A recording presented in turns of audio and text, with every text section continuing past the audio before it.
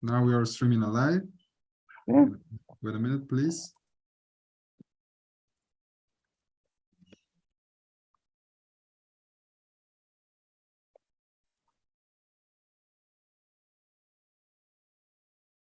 Okay, I'm going to start to admit all the people.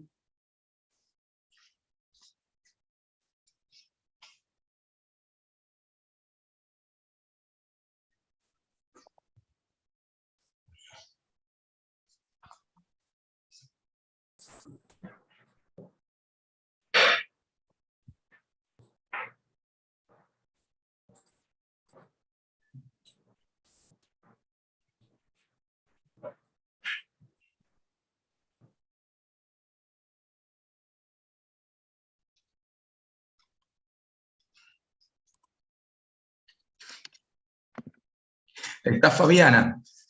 Buen día. Buen día, Fabiana. Good morning. We're going to just to wait for 1 minute or two. Please.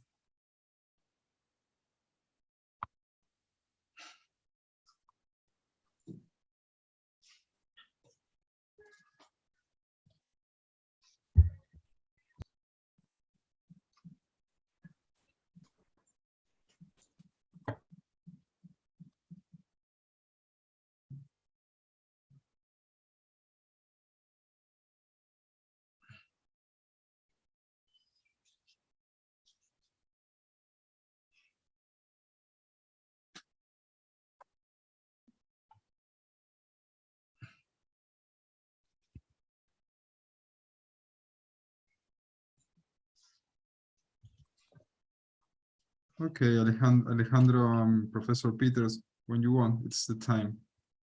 Yes. It's time. Yes, start please. Hello, everybody. My name is Alejandro Esteves.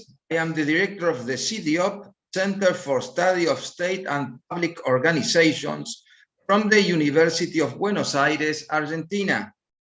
For me, it's a pleasure to introduce Professor Guy Peters in our today's webinar, Building an Inclusive State Policymaking Challenges. Peters is a Maurice Falk Professor of Government Department of Political Science in the University of Pittsburgh. He holds a PhD in Michigan State University 1970. Professor Peter is currently co-editor of the European Political Science Review and was a founding co-editor of Governance, as well as several series of books on public administration. Professor Peter has written or edited more than 70 books in the field of governance, public administration, and public policy. For the comments, we have Maximiliano Campos Rios. He is a renowned Argentinian political scientist and professor and researcher from the University of Buenos Aires. So, Peter, it's a pleasure to have you here. Let's go. You're muted. Your microphone. You're muted. There we go. Okay, that working now? Yes, it's working. Okay, well, good morning, and thanks for the invitation. Glad to be with you this morning. And so let me start the screen share. Okay, you're sharing your presentation, I'm Professor going to Peters. share the screen, right? Okay. You're sharing, Professor. Okay. You're already sharing. Okay, fine, good. Okay, well, let me just start with my, I've got to be able to see it myself. It would help. Okay, there we go, good. Okay, I'm not very good at technology, as you can tell. No problem, no problem.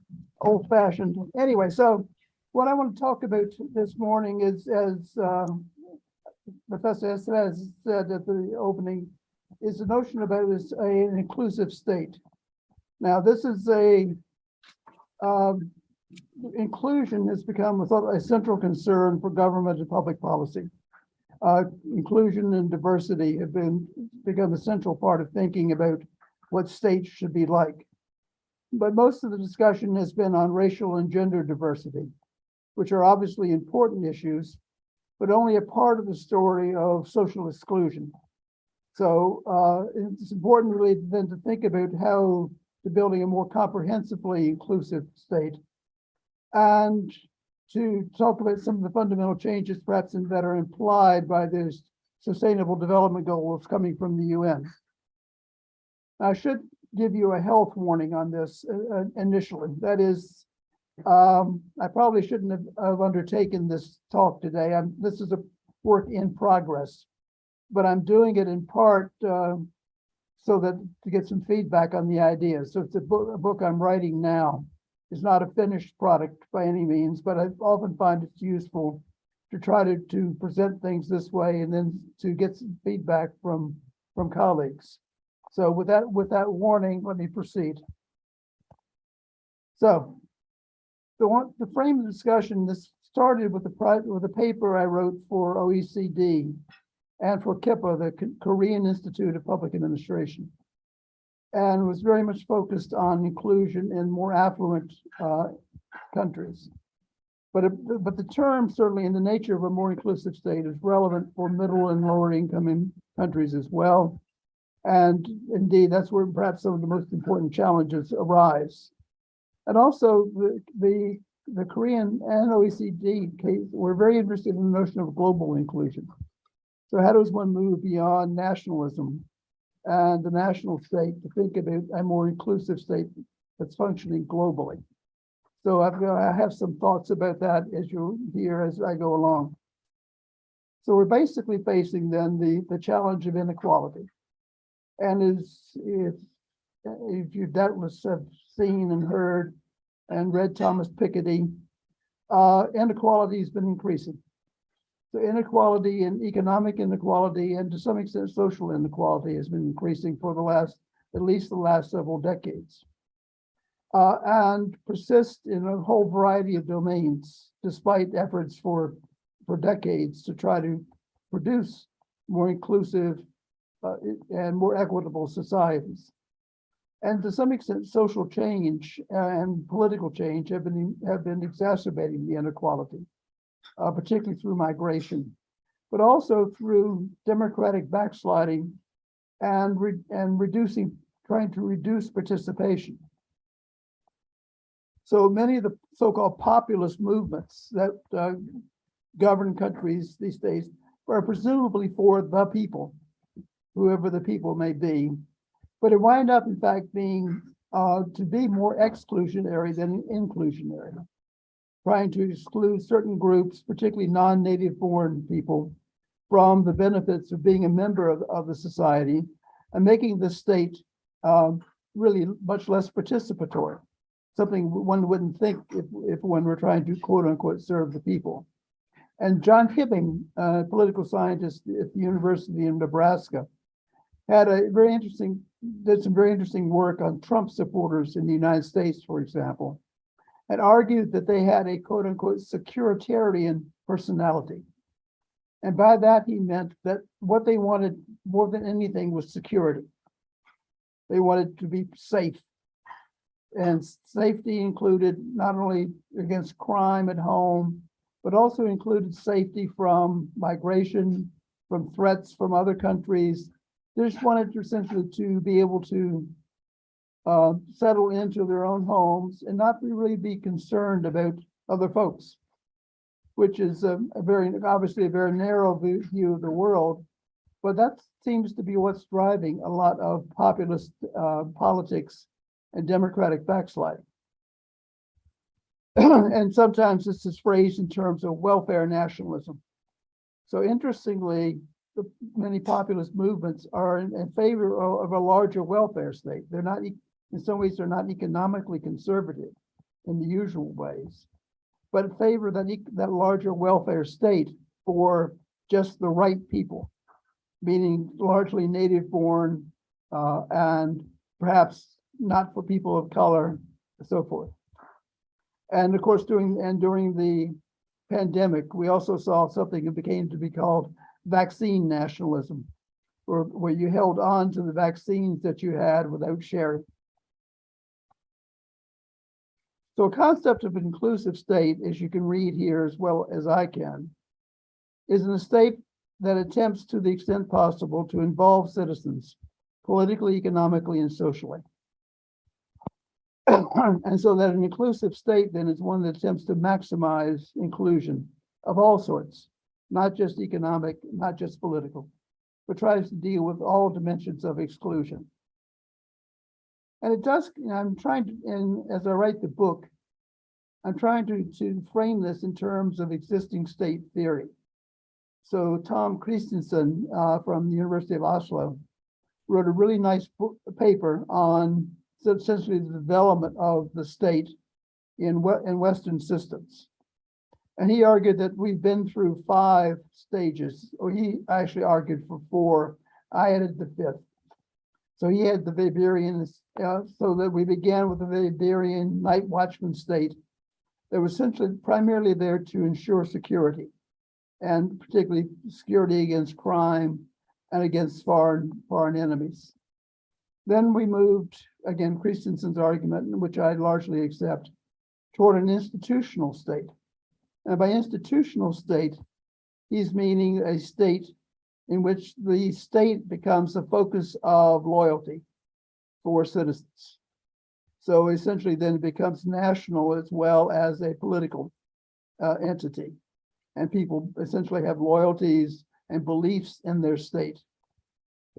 Thirdly, and particularly in Western Europe, but I think also to some extent in Latin America, it was a phrase of a corporatist state, where the state attempted to include interest and to allow participation of interest as well as individuals, but really developing a close, interactive, and to some extent symbiotic relationship between state structures and actors within the economy and society. And then fourthly, we moved to a so-called supermarket state, where essentially the state is a place where you go shopping for benefits. So that the state then becomes important, not as necessarily as a focus of identity or loyalty, but it becomes essentially, its legitimacy comes from delivering the goods and delivering benefits, delivering economic growth, delivering all the things that citizens want. Then on top of that supermarket state, I think we've also moved to some extent into a managerial state, where essentially the state is not only concerned about delivering the services, but trying to deliver those services in the most efficient manner possible. So this is the effects of new public management. And since I was writing this for the Koreans, I also had several discussions about various Asian conceptions of the state. Now, the consequences of those last 2 versions of the state, the supermarket state and the managerial state, were to some extent to have changed the relationship between the people and their government and their state. So people began to be phrased in terms of being customers rather than citizens. So if you read the new public management literature, a lot of it talks rather unabashedly about citizens as customers. So the relationship between the state and its people became the same as the relationship between you and McDonald's or your bank or any other place that you might go to buy something. You're buying it with your taxes, but you're still in these terms buying it. And so you should be treated as a customer. And the fundamental value then of the managerial and the supermarket state becomes efficiency. Now, there's nothing wrong with efficiency. It saves money, but it's nothing wrong with it unless it's bought at too high a price. That is, unless one pays for it in terms of a decline of the citizenship concept and the notion of rights. So this is one thing that I think is really important in my talk, I hope, will be this notion about rights as well as the services being delivered and the rights of all citizens regardless of their characteristics. Now, I go back to a book I read in graduate school back in the dark ages. Really, I think a classic book by a British sociologist and social philosopher, T.H. Marshall. It was really arguing that the development of citizenship within the state went through three phases. One, civil citizenship, where the citizen had the right to go to court as an equal, so that he or she could be treated equally in courts, regardless of their status within society. Second stage was political citizenship, where one could vote, one could participate in the politics of the state equally, regardless of status. And then finally, political citizenship produced social citizenship, where the individual not only could participate in politics, they could participate in the economic and social life of their societies. So again, talking about that participation is a right rather than a privilege. Now, the one thing you may have noticed, rather obviously, that I left out in terms of my catalog of states and state types was the conventional notion of a welfare state, which has obviously made a huge contribution to well-being over, however one wants to count the beginning of the welfare state, whether with Bismarck or whether in post-World War II era. Obviously, also, of course, began, I know, much earlier in Latin America than it did in much of the rest of the world, including much of Europe. But so if we look at the importance of the welfare state, but it's not been the panacea, I think, for these social problems and social exclusion that its founders had hoped. In part because most welfare states are still largely based upon work and contributions.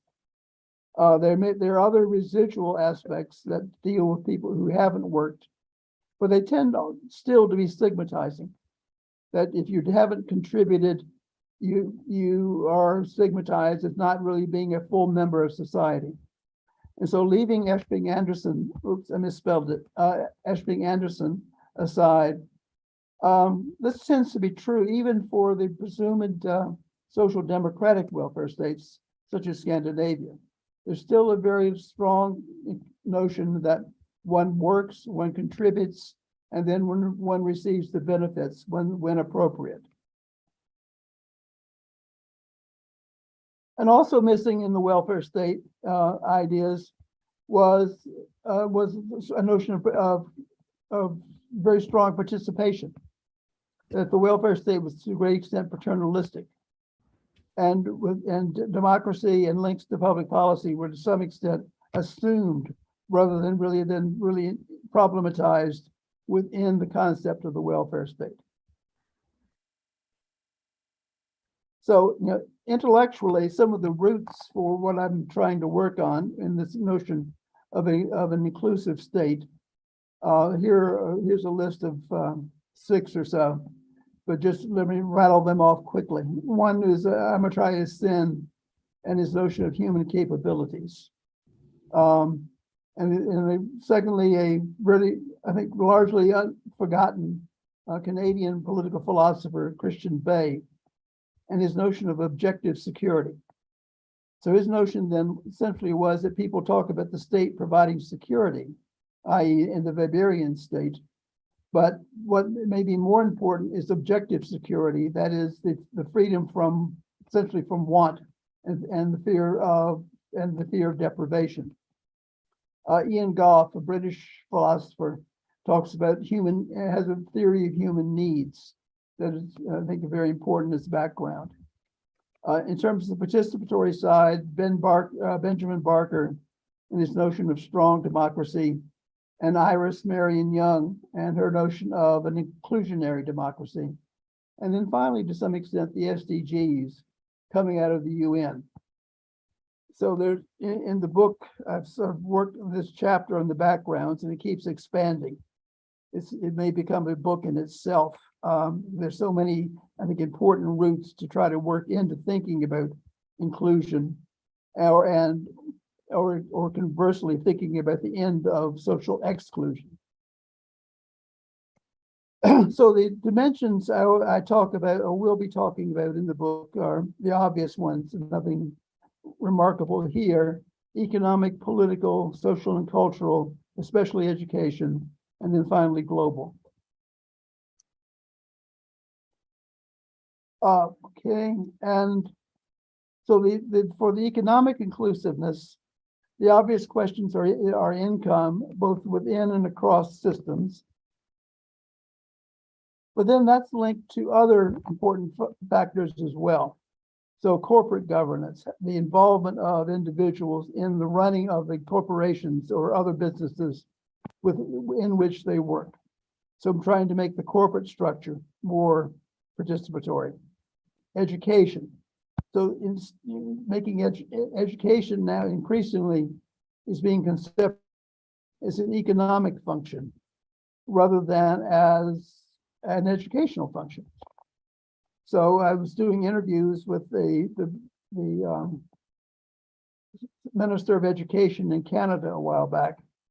She was a former school teacher, and she was really excited about becoming Minister of Education until she found out that she wasn't spending her time talking to students. She wasn't spending her time talking to school teachers. She was spending her time talking to the Minister of Finance and the Minister of Foreign Trade, because the education system was being conceptualized as essentially a central part of the economic system.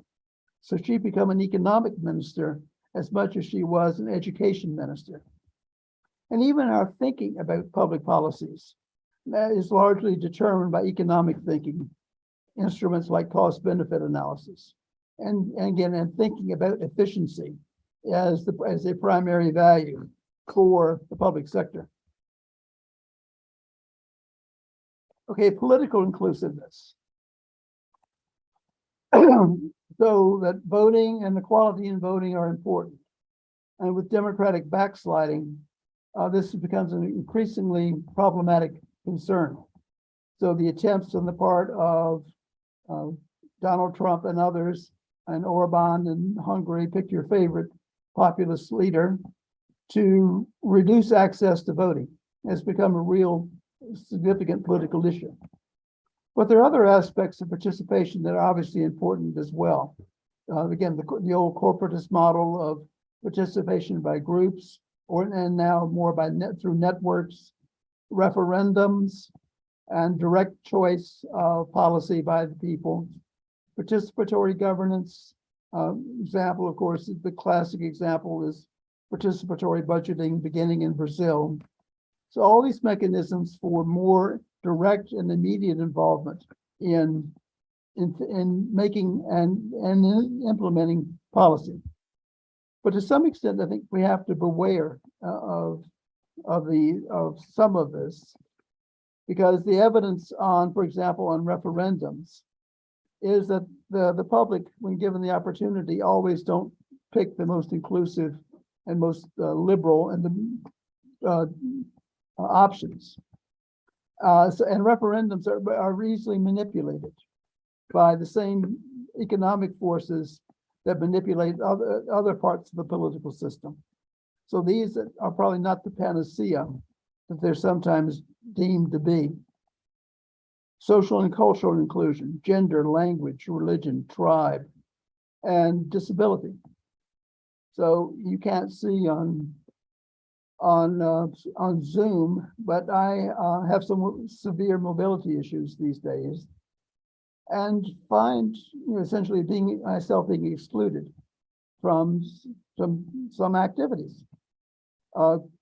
Many public buildings. Simply, you would think that public buildings might deal with this first, but don't have adequate access. So you simply can't participate. So disability, I think, is one of the major issues that's really, I think, needs to be addressed in the thinking about inclusion. And it's not just the mobility issues, it's disabilities of hearing, sight, etc. all of which then exclude people from full participation. So how do we accommodate these?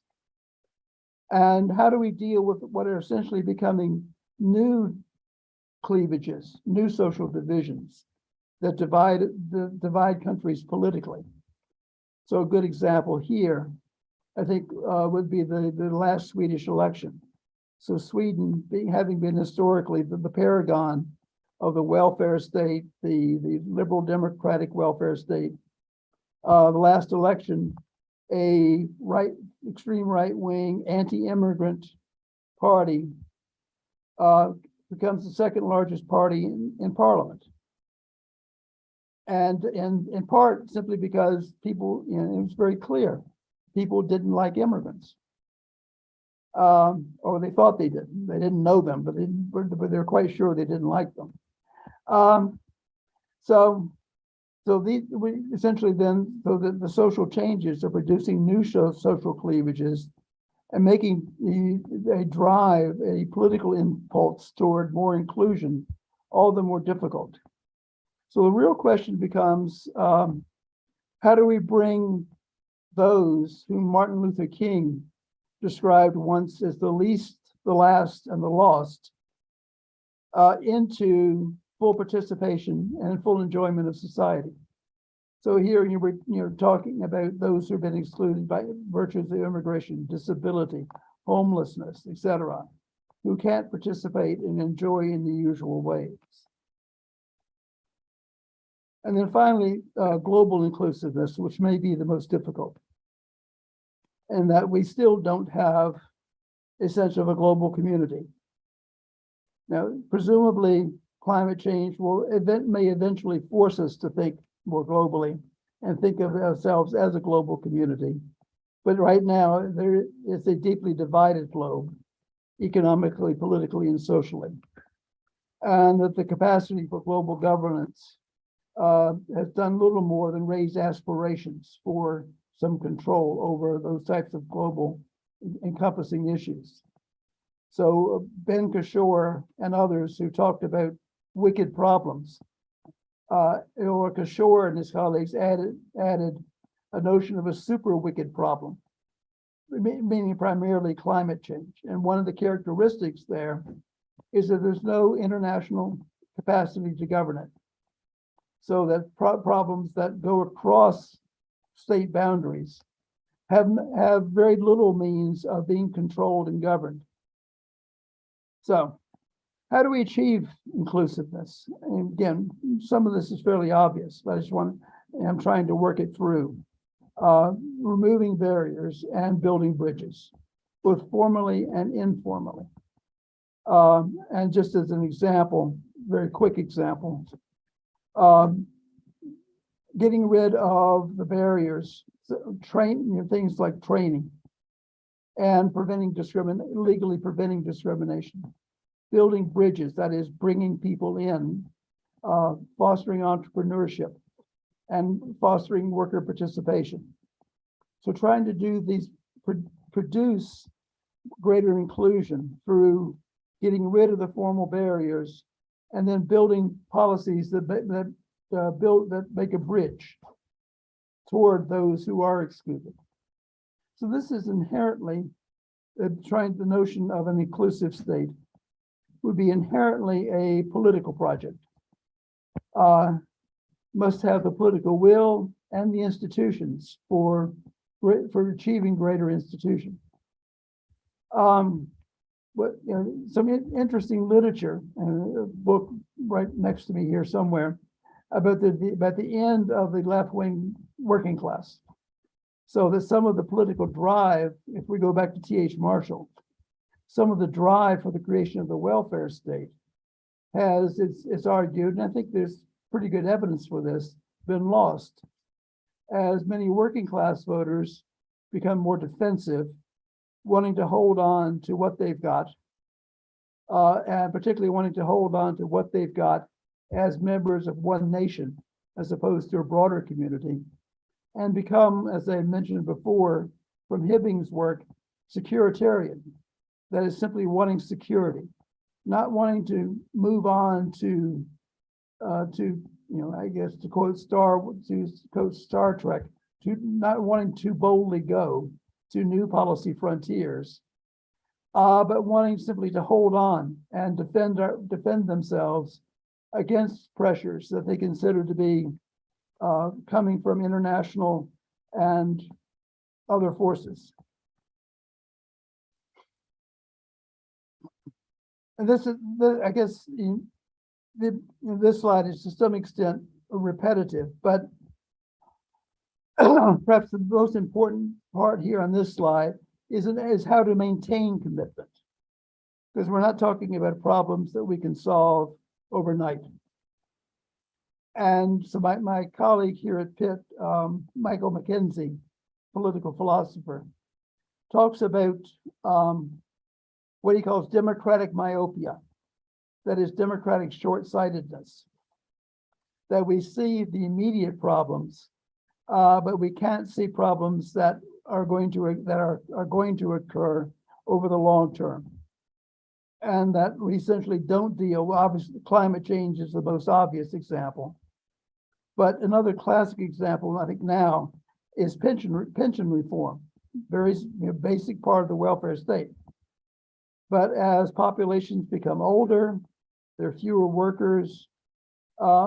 Maintaining the level of pensions to which people have become accustomed and believe they're entitled becomes more difficult. So that the younger workers will have to pay much higher percentages of their wages to maintain us old folks as we retire. So essentially, they're maintaining the system over time, thinking about where we want to be in 10 years, 20 years, 50 years. Democracies aren't terribly good at it because the future doesn't vote. Whereas people who want things today do vote. I just did that, so okay. So, I mean, there are any number of political and other problems that arise in trying to think the movement toward a more inclusive state and think it through. In part, politically, it may mean if you include everyone in making decisions, you essentially then internalize conflicts. So you may make the internal political conflicts within government more difficult. And so there's the classic article by Fritz Scharf, German political scientist, who argued that when in essence many groups have vetoes over policy becomes made by the lowest common denominator. You can't do anything very bold, you can't do anything very exciting, because someone will always be there to block it. So you internalize the conflicts, and you to some extent create indecision the more voices you bring into the system. Now, that may be exaggerated, but I think it's a point that has to be considered. And then can we really bring in people who may need the state the most? Homelessness. If you want to get public benefits, you typically need a fixed address. If you want to vote, you need an address. So if you want to really participate in the society, you need to really have a home. And if you're homeless, by definition, you don't. And then the final issue, of course, is always, how do we pay for it? What is it going to cost? This is all lovely, but are people willing to pay for it?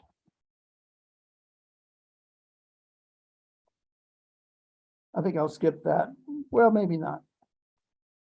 Well, the pandemic, at least initially, I think was argued by many political pundits and analysts, any number of articles in the New York Times and the Washington Post, etc., that somehow the pandemic was going to bring us all together, make us all believe that we lived in one society and that we're all in this together. Doesn't seem to have. to some extent, I think it's driven people further apart. In part because, again, because vaccinations even have become politicized, at least in the US, and I think in other countries as well. The notion of whether one becomes vaccinated or not became a political question. And there would be political arguments about the extent to which people should become vaccinated. So in some ways, then the pandemic has merely exacerbated some of the underlying social and political differences that exist. So we've all lived through it now, but people seem, not arguably not to have learned about getting along, but essentially merely want to go back to the status quo ante. Don't want to accept that there are these events that need a more comprehensive solution.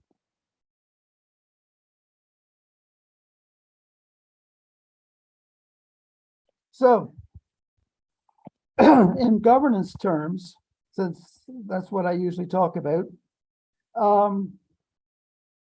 the argument is clear that the inclusive state has to become a strong state. And we've been moving away, in many cases, away from a strong state, moving to a much more collaborative, bottom-up type of state that doesn't make strong decisions, but merely accommodates interests. So we need to be able to impose rules. But at the same time, we need a state that can be closer to the people. And again, this notion of the need for more street level bureaucrats, for example, a state that is, in fact, does permeate. We need to plan, but we need to plan, but to be agile. So there's a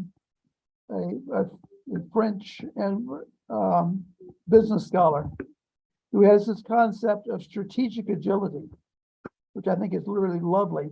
He's talked about it for governments, for the private sector. So that businesses need strategic agility. They need to have a strategy. They need to know where they want to be. At the same time, they have to be agile in the way in which they get there. They have to be adaptive. They have to be resilient in how they're going to deal with changes that they meet along the way towards achieving their strategic goals. And clearly the state needs the same sort of strategic agility. And again, this involves thinking about the future, thinking about the long term, but doing so in a much more flexible and resilient manner than we often do. So a US general during the Civil War had this great phrase that the battle plan doesn't survive the first contact with the enemy. So a general can have a great battle plan, but as soon as the battle begins to unfold, it all essentially vanishes, and you have to adapt. And the same thing maybe, I think, arguably is true for public policies. We can plan, but we also then have to understand that those plans may easily fall apart. And then finally, here is to thinking about linking science more directly with governance, and technology more directly with governance. But and then I think the final point that I want to make this morning, and then it links, is trying to link the inclusive state ideas with some other work that I've been doing. Oh, and another book that I want to write, but who knows if I'll ever get there, is to think about the various forms of governance. So we tend to think about governance through the state, which is certainly important, and certainly essentially then the default option. But we also have to remember that there are all these other forms of governance that are possible. So I began thinking about this because of Fritz Sharp's notion of the shadow of hierarchy. So when governments delegate, when they delegate to agencies, they delegate to not-for-profits, they delegate to networks, they're always doing the delegation within a shadow of hierarchy. That is, the state can always pull back the delegation. It has the legal and normative power to pull back delegations when the agent is not doing the job. So Scharf argued that all the delegation that's occurring in the contemporary state is occurring within a shadow of hierarchy. Now, so then you begin to think about other shadows that exist. One is for governance. One is a shadow of society that essentially allowing more social governance, allowing social actors, churches, not-for-profits, the whole panoply of social organizations to have a stronger role in governing, particularly when the state can't govern or won't govern in certain domains. So, and in some cases, the not-for-profits, the church, etc., may be much more successful. Again, dealing with immigrants. So if a public sector agency wants to deal with immigrants, they have a very difficult time, even if they're trying to provide benefits, because there's always the fear that the people will be turned in to the authorities. Whereas if they're dealing with the church, it's much more acceptable. Okay. Secondly, is the shadow of the market. So market actors can provide governance. So I had a extremely good grad student when I was teaching in Germany a few years ago. And Max worked for the Zeppelin Foundation or the Zeppelin organization. Now they no longer make airships. They no longer make the big dirigibles, but they still make lots of motor parts. They're a major supplier to the automobile industry around the world. And they have a factory in Mexico. And the student was an intern for 6 months in Mexico, in the plant there. And what he saw and what he wrote his master's thesis on, which won a prize, was essentially there were two sets of market actors there that were supplying governance. They were supplying public services, education, health, sanitation even, to the people. One of them was Zeppelin. So for their workers, they had hospitals, they had schools, they had a whole range of public services.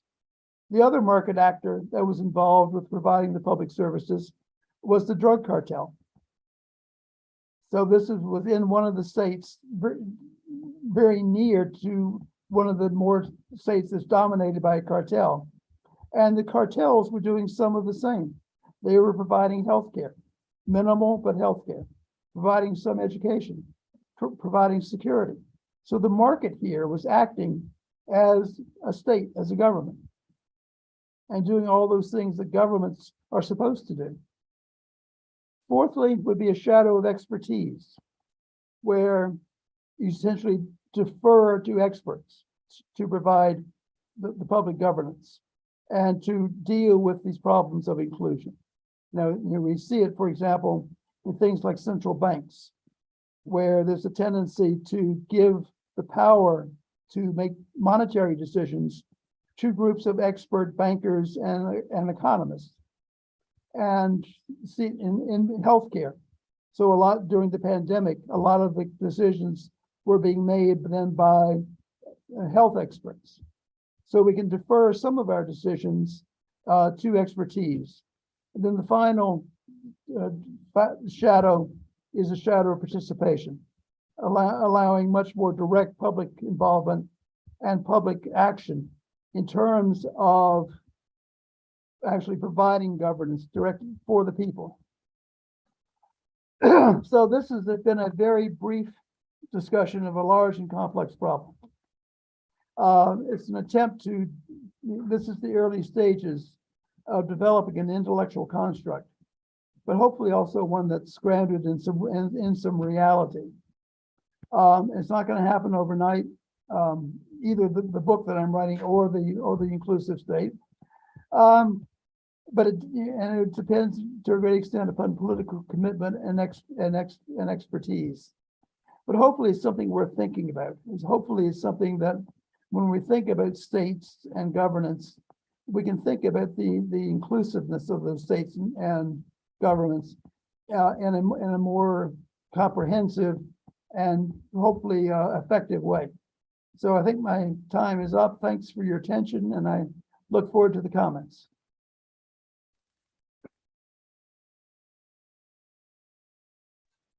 Thanks a lot, Peter. Thanks a Thank lot. you. Thank you so much for your thoughts, Professor Peter. I think that inclusion has been the key concept for your presentation. Inclusion is even a central concern for public policy studies. Today, the challenge of inequality has increased after COVID-19, even after different versions of the state, even the welfare state. In the relationship between the state and the citizenship, we think that something is missing. We need to work hard with the relationship between citizenship, human needs, and capabilities, and we have to introduce the sustainable goals, sustainable development goals through the policy making process.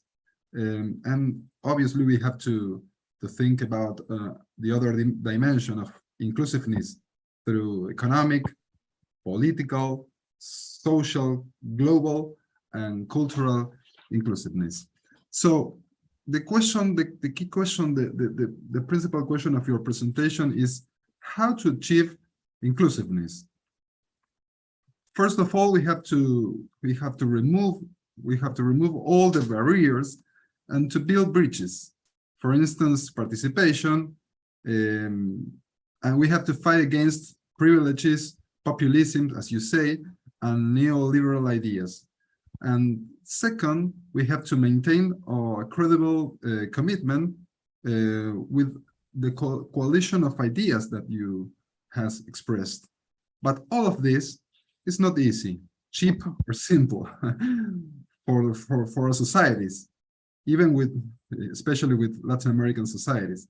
And finally, after the pandemic tragedy, the question is if we need a stronger state, a closer state, an agile and resilient state, linked with science, but also with governance. But as you say, all of this is not going to happen immediately. So I'm going to read you some, I think we have 3 questions here. The first, if you prefer, Professor Peter, I'm going to read the first one. Sure. And then you can answer it, and then we have 2 more. Okay, fine. First of all, I have a question from Gonzalo Diegues of CHG. Gonzalo said that, could we understand the role of the state as a key driver of change in Latin American countries to solve the challenges of inequality, considering some particular characteristics by meaning weakness of the market in mostly LATAM countries? Well, I think, given the last part of the question, i.e. the weakness of the market and its capacity to do that, the answer almost has to be the state. Unless you had built a much stronger civil society that can do some of that same work. But I think the basic answer, fundamentally, and it's not just for Latin America, I think, markets almost inherently produce inequality. I mean, you can tinker with it, but the basic notion of the basic dynamics of a capitalist economy are to produce inequality. So therefore, the state becomes the mechanism by which some of that inequality has to be rectified. And the politics become, how equal do you want it to be? So the state has intervened to some extent already to produce more equality than the market has produced. But the question is whether then you need to, how much more intervention is the state capable of? And how much more will the citizenry tolerate? Okay, yeah. Professor Peter, we have another question from Professor Oscar Oslak. Hi, Oscar. Hi, Oscar. Good to see you. Professor Oslak said that if citizens tend to be free riders and governments are not very prone to opening, where do you think may the drivers for increasing citizen participation come from? And that's a good point. I think that's been one of the paradoxes of notions of strong democracy, like Ben Barber's. That is, the notion is like I don't know if this movie about baseball has made it to Argentina, but there's this phrase: if they build it, if we build it, they will come.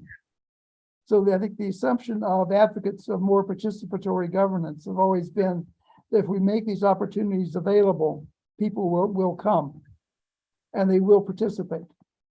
But I think as the question implies, that's not always been the case.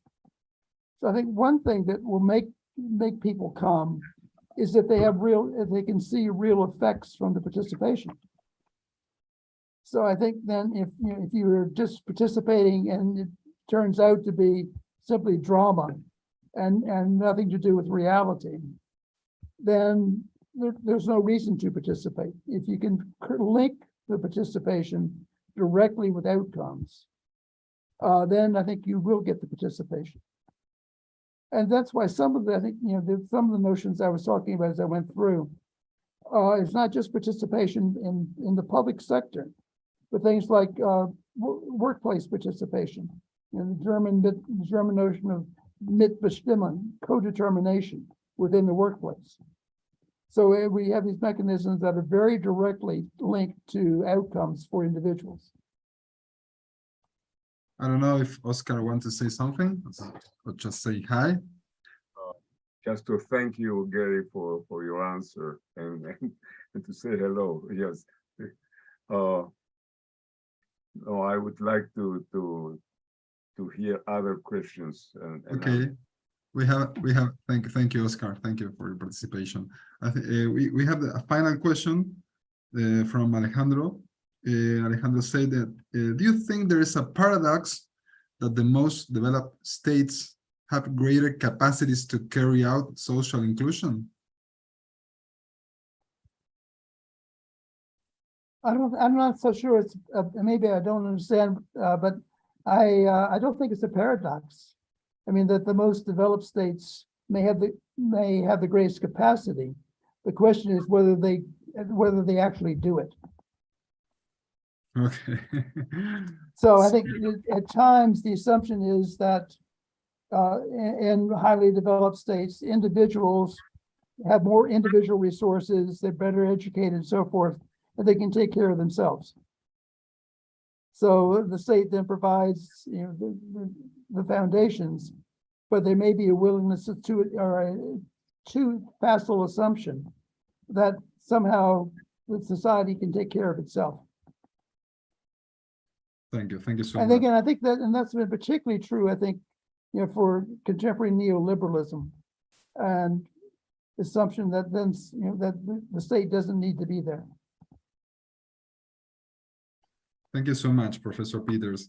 I don't know if there is another question, so if not, I'm going to say thank you to you, all the participants, and I don't know if Alejandro wants to say something. No, I only want to thank you, Guy, because your attention, your time that you give and your concept. Thanks a lot. And please, Guy, can you send us your PowerPoint Sure. after? Yes? Okay, sure. Sure. Okay, good seeing you. Take care.